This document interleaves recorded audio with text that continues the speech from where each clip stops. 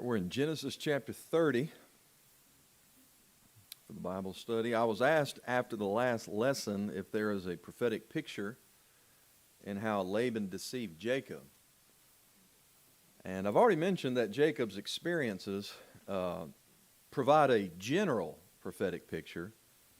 For example, being away from home because of his sin, yet watched over by God, and eventually brought back home as a changed man. And you can see a prophetic picture concerning Israel, but we're going too far if we try to find typology in all the details of his life. But that Jacob was deceived by one of his own kindred regarding a 7-year covenant, I think certainly that could be a general picture of how Israel is going to be deceived by the Antichrist. And I do believe the Antichrist is going to be at least part Jew. And I'll say more about that in the lesson this morning. But all the details don't line up when you examine what happened there and what's going to happen to Israel. The details don't line up, but there could be some general pictures here. But in Genesis chapter 30, two basic points for the outline. First of all, Jacob begets 8 more children, verses 1 to 24. And then Jacob bargains for Laban's cattle, verses 25 to 43. Let's begin with verse 1 through 6. And when Rachel saw that she bare Jacob no children, Rachel envied her sister, and said unto Jacob, Give me children, or else I die. She sounds like a real blessing. You know, she's pretty, but her attitude's not very good, is it? And Jacob's anger was kindled against Rachel. And he said, Am I in God's stead? Who hath withheld from thee the fruit of the womb? And of course in Psalm 127 talks about children are an heritage of the Lord, and the fruit of the womb is his reward. And he's saying, look, take it up with God. There's nothing I can do about this. Verse 3, And she said, Behold, my maid Bilhah, go in unto her. She shall bear upon my knees, that I may also have children by her. And she gave him Bilhah, her handmaid, to wife, and Jacob went in unto her, and Bilhah conceived, and bare Jacob a son. And Rachel said, God hath judged me, and hath also heard my voice, and hath given me a son. Therefore called she his name Dan. And so, remember at the end of chapter 29, Leah gives Jacob his first 4 sons, Reuben, and Simeon, and Levi, and Judah. And you think about Levi, from the tribe of Levi, of course, come the Levites, the priests, and Judah, that's the tribe from which the Lord Jesus Christ came. But now we're moving in to this chapter, and there's going to be more sons born, the first one here being Dan the 5th. And since polygamy is not the will of God, as we talked about last time, it's always going to lead to problems in the home, and this passage makes it clear what a mess is going on in this dysfunctional family. You know, we often think of these Old Testament saints as being just perfect, but obviously they weren't. They had their issues, and this is a mess we're reading about here. And every time polygamy shows up, there's problems associated with it. And God tolerated it. He never endorsed it. He never commended it in any way. And we talked about that last time. But it's bad enough he's got 2 wives, but on top of that, they're sisters. And there's a rivalry there. And there's bitterness setting in. And this envy. Rachel's envious of Leah because she gave 4 sons to Jacob. And Proverbs 27:4, Wrath is cruel and anger is outrageous, but who is able to stand before envy? When someone envies you because you have something they don't, and that is going to lead to a lot of trouble. It's a sin that leads to a lot of other sins. And so the sin of envy causes much trouble. There was a bitter rivalry between Leah and Rachel. Now in that culture, the goal was to have as many children as possible. But the sisters seemed more concerned about winning their husband's favor than the blessing of having children. And the great baby race in this chapter is more about them than it is the children. It's just a competition. It's just rivalry. It's just bitterness. And it's sad the way this all goes. But in spite of the way they went about it, God blessed Jacob with many sons. And he's going to have 12 sons from whence comes the 12 tribes of Israel. So God didn't cause this mess, but he used it. And God can take our issues and still work with us and accomplish his purpose. And children are certainly a gift from God. But I'm going to say in this present age, barrenness may simply be the result of living in a fallen world and not a direct judgment of God. But for them in this time, Rachel's saying, you know, I don't have children, and she wants to, instead of taking it to God, she wants to blame her husband and become bitter about it.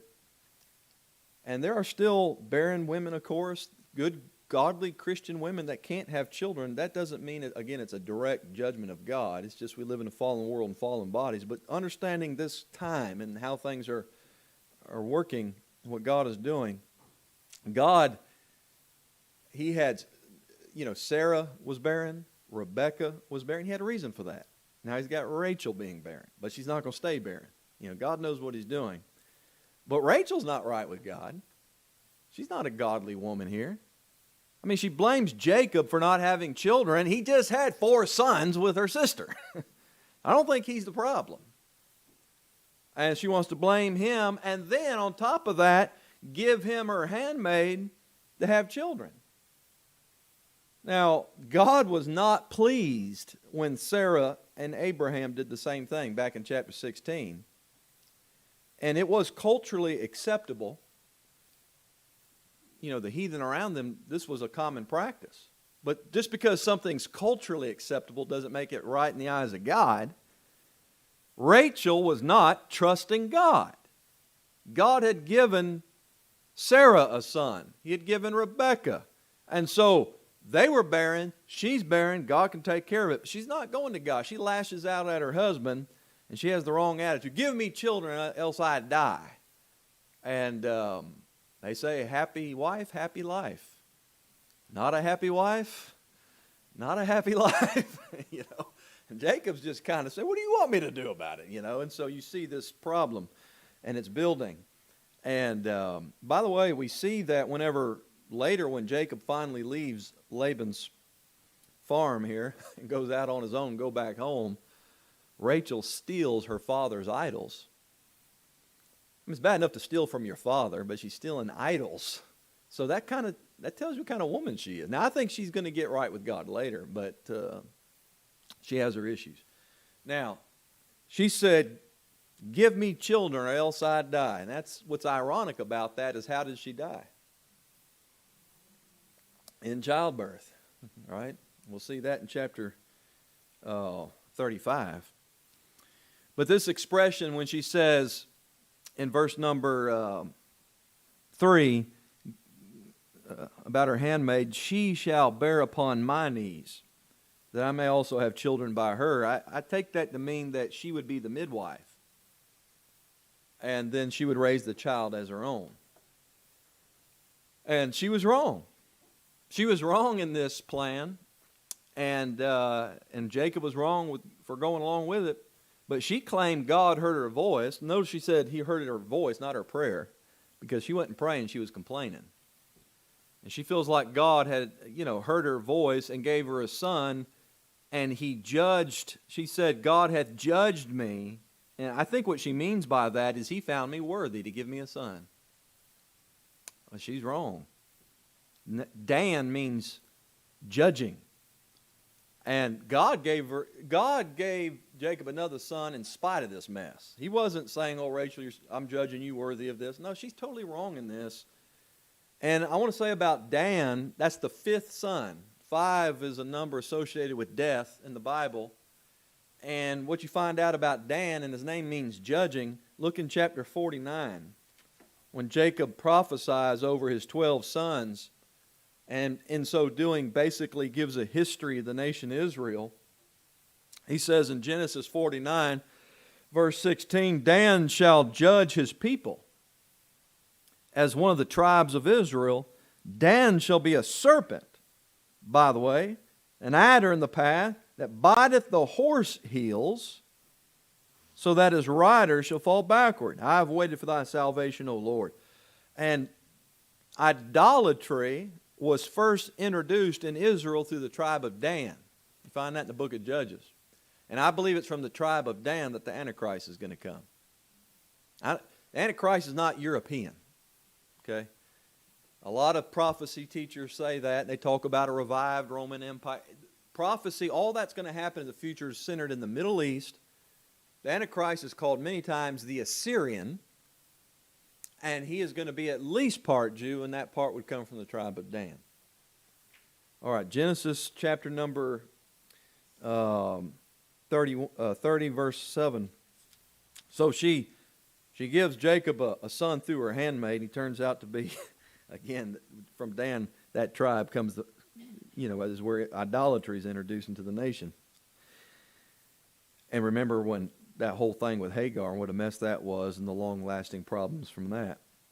Verse 7, and Bilhah, Rachel's maid, conceived again and bare Jacob a second son. And Rachel said, with great wrestlings have I wrestled with my sister, and I have prevailed.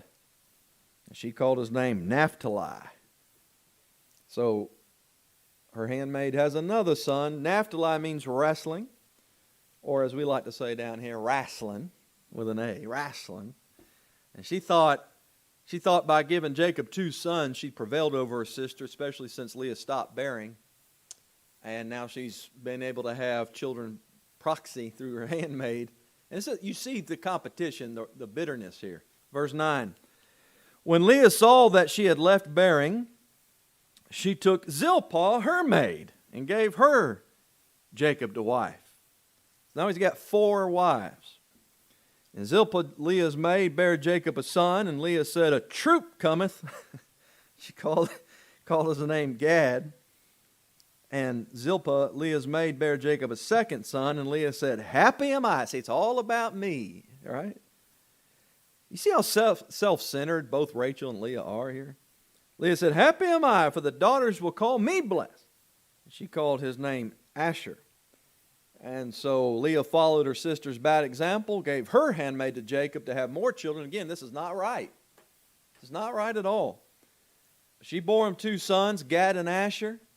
Gad means a troop, and Asher means happy.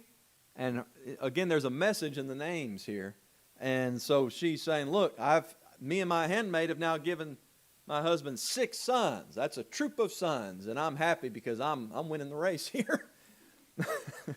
The great baby making contest going on. Verse number 14, it gets even stranger. Verse 14, Reuben went in the days of wheat harvest and found mandrakes in the field and brought them unto his mother Leah. Then Rachel said to Leah, give me, I pray thee, of thy sons mandrakes. And she said unto her, is it a small matter that thou hast taken my husband? These people need some counseling, man. And wouldst thou take away my son's mandrakes also? Cat fight! Here we go. Probably pulling the hair and everything. And Rachel said, therefore he shall lie with thee tonight for thy son's mandrakes. And Jacob came out of the field. He was wanting to stay out in the field as much as possible. It's better to dwell in the field than in than the corner of a housetop with a brawling woman. And Jacob came out of the... I got that one wrong. Let's see. It's better to dwell in the corner of a housetop than in a wide house with a brawling woman. And I just kind of mixed all that together. Yeah, he's got 2 brawling women, so he's just out of the house altogether. He said, I'm going hunting. I'll see y'all in a couple months. And Jacob came out of the field in the evening, and Leah went out to meet him and said, thou must come in unto me, for surely I've hired thee with my son. Hired? What in the world? I've hired thee with my son's mandrakes, and he lay with her that night. And so this is a mess. Look, this is not right. All this stuff going on, and God's going to bless in spite of it, not because of it, all right? So Reuben was the firstborn. He may be 8 to 10 years old at the time. He's out in the field and finds these mandrakes, and he must have known something about his mom wanted them or whatever. He brought them to her, and that's caused even more conflict. They fought over the fruit because it was considered an aphrodisiac, and it supposedly increased fertility. And there may be something to that, though, because natural remedies are always best. And there's something about the proper fruits and vegetables and minerals and things. But Song of Solomon is the only time I think else this is mentioned, this fruit, is in Song of Solomon chapter 7. Do we have that? I don't think let me turn there real quick. And you know what Song of Solomon's about, right? So that's where this shows up again. Chapter 7, verse 11. Come, my beloved, let us go forth into the field. Let us lodge in the villages. Let us get up early to the vineyards. Let us see if the vine flourish, whether the tender grape appear, and the pomegranates bud forth. There will I give thee my loves. The mandrakes give a smell, and our gates are all manner of pleasant fruit. So it's some kind of fruit, new and old, which I have laid up for thee, O my beloved. So I won't elaborate any further. But doesn't this indicate they're not really trusting God here? I mean, they're just relying on their schemes. Okay, take my handmaid. No, take my handmaid. Oh, here's something we can eat that'll help this situation, and on and on and on. And yet God mercifully continued to give children. Again, not because of them, in spite of them. Verse 17. God hearkened unto Leah, and she conceived and bare Jacob the fifth son, as far as from her, because this is going to be son number 9. And Leah said, God hath given me my hire, because I have given my maiden to my husband. Wrong. She called his name Issachar. And Leah conceived again, bare Jacob the sixth son. And Leah said, God hath endued me with a good dowry. Dowry is a gift. Now will my husband dwell with me, because I have borne him 6 sons. And she called his name Zebulun. And afterwards she bare a daughter and called her name Dinah. So she evidently started finally praying about it, because it says God hearkened unto Leah. So she must have been praying about it, but she's still wrong for thinking God blessed her with another son because she gave her handmaid to her husband. He obviously didn't want her to do that. So she's wrong in her thinking. Issachar means hire. And when she conceived again, she thought surely her husband would now dwell with her. So Zebulun means dwelling. And Leah also had a daughter, Dinah. That means judgment. Maybe she wasn't too happy about having a daughter, because it seems the whole thing is about giving him as many sons as possible. But it is possible that he had other daughters, but only Dinah is mentioned because of what's going to take place with her in chapter 34. And that's why she's mentioned specifically. Verse 22. And God remembered Rachel and hearkened to her and opened her womb. She conceived and bare a son and said, God hath taken away my reproach. And she called his name Joseph and said, the Lord shall add to me another son.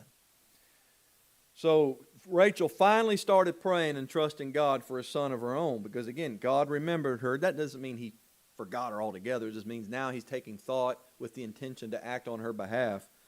And he hearkened to her. She'd been praying about this thing. And so God takes this barren woman and miraculously provides a son, just as he had done for Sarah and as he had done for Rebekah. And Joseph means adding. Adding. She named him that because she believed God was going to give her another son. And he did. He gave her Benjamin. That's when she died. But she was given 2 sons. And of course, Joseph is the most detailed type of Christ in the Old Testament. It's amazing. As we get into the life of Joseph in our study of Genesis, so many things about him point to Jesus Christ. So this is a blessing. All right, verse 25. And it came to pass, when Rachel had borne Joseph, that Jacob said unto Laban, send me away, that I may go into my own place and my country. Give me my wives and my children, for whom I have served thee, and let me go. For thou knowest my service which I have done thee. And Laban said unto him, I pray thee, if I have found favor in thine eyes, tarry. For I have learned by experience that the Lord hath blessed me for thy sake. He said, appoint me thy wages, and I'll give it. And he said unto him, thou knowest how I have served thee, and how thy cattle was with me. For it was little which thou hadst before I came, and it's now increased into a multitude.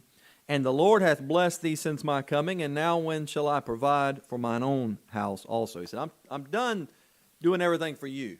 All right, I'm going home, and God's going to bless me for my own household's sake. And he's ready to leave. So he had now 4 wives, 11 sons, and a daughter, and a partridge in a pear tree.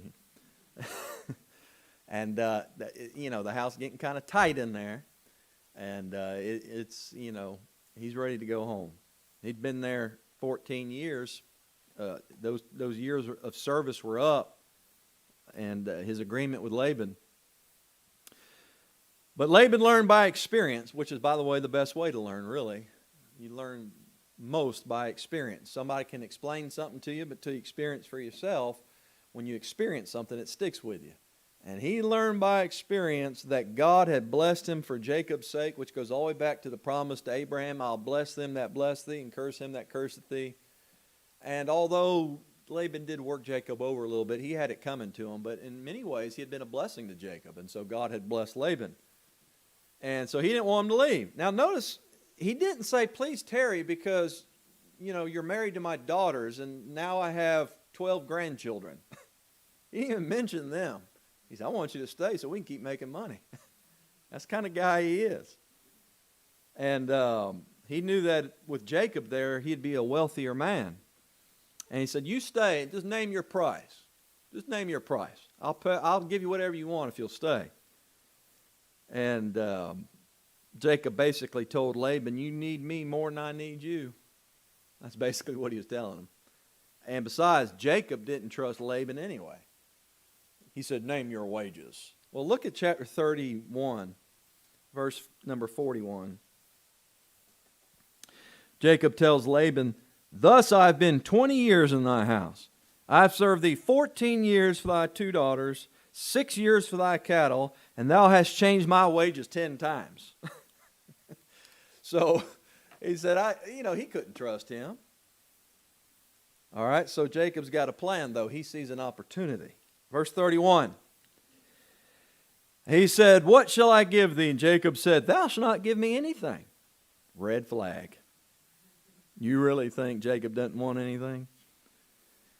If thou wilt do this thing for me, I will again feed and keep thy flock. I'll pass through all thy flock today, removing from thence all the speckled and spotted cattle. And the cattle here are sheep and goats. And all the brown cattle among the sheep, and the spotted and speckled among the goats, and of such shall be my hire.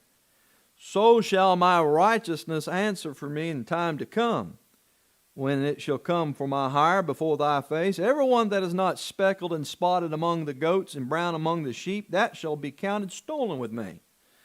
And Laban said, behold, I would it might be according to thy word. He said, that's a good deal there. And he removed that day, but he still takes some precautions here. Laban removed that day the he-goats that were ring-straked. Ring-straked means bands of color around their body, and spotted. And all the she-goats that were speckled and spotted, and every one that had some white in it, and all the brown among the sheep, and gave them into the hand of his sons. And he set 3 days' journey betwixt himself and Jacob. And Jacob fed the rest of Laban's flocks. So Jacob agreed to stay on longer because he had a plan. He had a scheme by which he's going to leave out of there with a whole lot of cattle, he believes. And he does.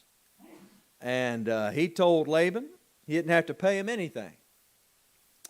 He said, I'm going to make a deal with you. I'll take care of your flock again if you just let me have the brown sheep and the speckled and spotted goats that are going to be born under my care. From this point on, those that are born, and those were the uncommon, okay? That's the whole point here. They weren't typically that way. These were the uncommon. He said, the ones that are born under my care are the ones I'm going to leave out of here with.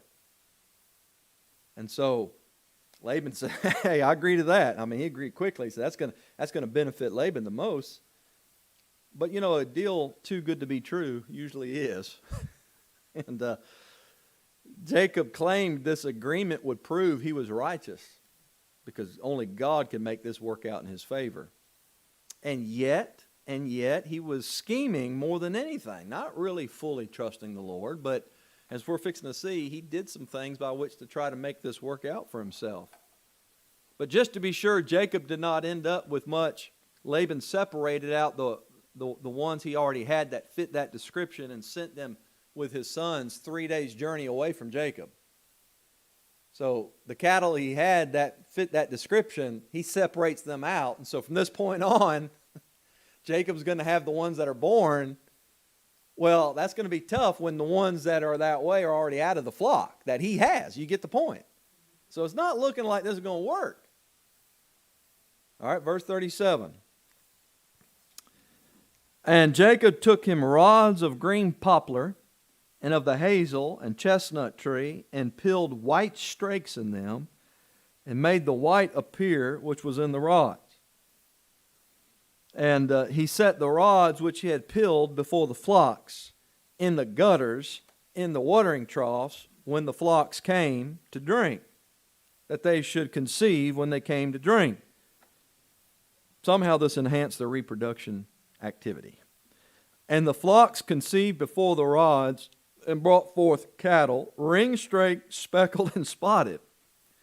And Jacob did separate the lambs, and set the faces of the flocks toward the ring-straight, and all the brown of the flock of Laban, and he put his own flocks by themselves, and put them not unto Laban's cattle.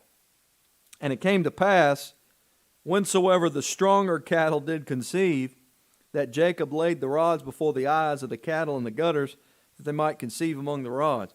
But when the cattle were feeble, he put them not in. So here's the bottom line of the whole thing. The feebler were Laban's and the stronger Jacob's. And the man increased exceedingly, and had much cattle, and maidservants, and men servants, and camels, and asses. So, over the years as I've read that, I've always thought, what the heck is this, Have you ever thought that when you read that? Like, I don't get it. Maybe I'm just not that bright, but I'm trying to figure out what's going on here. This is an unusual thing. But he took branches off certain kinds of trees. And when it said he peeled white strakes, it means he stripped streaks of white in them. He peeled them so that there were streaks of white in them, and he put those rods, those branches from those kind of trees before the watering troughs.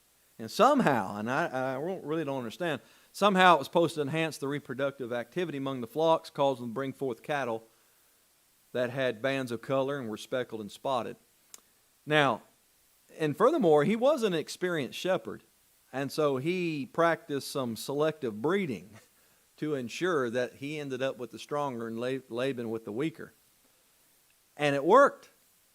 Now, I'm going to say he was trying to take matters in his own hands, and what he did here he thought was going to give him the upper hand. It was going to work out for himself.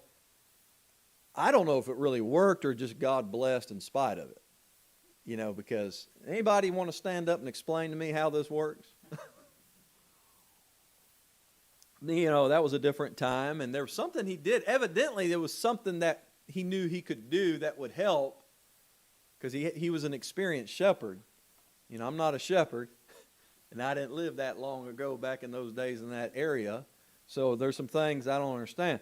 But I think God blessed it, and it worked out because of God, not because of Jacob, and God blessed it in spite of Jacob, not because of him. Because it's God's will for him to increase like this, and to have these sons, and to have this stuff. Because he made some promises to Abraham. Jacob doesn't deserve it, right? And so the bottom line of this chapter is there's a big mess here, and God uses it and blesses it in spite of all of that. And he's obviously not happy with how things have gone, but he's going to continue to work in his life. And so he increases and becomes a very wealthy man. So when he leaves out after 20 years being there, yeah, Laban got one over on him, that's for sure. But when it was all said and done, he's leaving out there with these wives and all these children and all this stuff, and he's going back home. But He's still got a long way to go. God's going to meet him face to face on the way home. God's going to deal with him. And but not that he ever becomes perfect or ever apprehends, but he does change as God works in his life. But it's hard for us in our mindset today to understand this stuff, to see this family behaving like they are and how, can you imagine? I mean, what a mess this is. And then, I don't understand the deal with the cattle here except the bottom line of it. Whether we ever understand fully what happened or not, the bottom line is he ended up with a whole lot of cattle. And God blessed it in spite of it. So, that's a lot going on, and we're going to pick it up in the next chapter next time with him heading out. And, of course, Laban tries to track him down. He really doesn't want him to leave, but he's going to leave. And so Jacob, at this point in his life, he's not a good example. And God is just so merciful, isn't he? And, God made some promises, and God is faithful. And he can even take a mess and bring some good out of it. Father, thanks for the time we had in your